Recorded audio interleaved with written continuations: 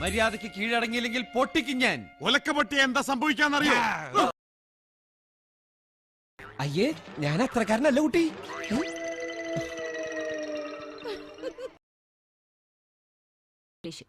ഇതൊക്കെ പഠിക്കണ്ടേ? നമുക്ക് വശമില്ലാത്ത ഭാഷയായി പോയല്ലോ. വെറുതെ കുറെ മലയാളം വേസ്റ്റായി. ഇന്നലെ റെയിൽവേ സ്റ്റേഷനാണോ ഈശ്വര ഞാൻ കടന്നത്? ചാതിയൻ ഉണ്ട ചോർന്ന് നന്ദിയില്ലാത്തവൻ ആക്രാന്ത ഷേണായി. അല്ല ഈ ജയിലിയാടിയോ? അവിടെ ഭയങ്കര കൊതുകിന്റെ ശല്യം വന്നേ.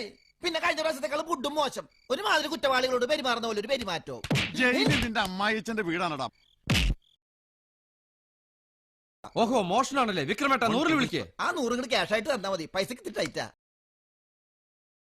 അതിനേക്കാൾ നല്ലത് എന്റെ ശവം എടുക്കണതല്ലേ?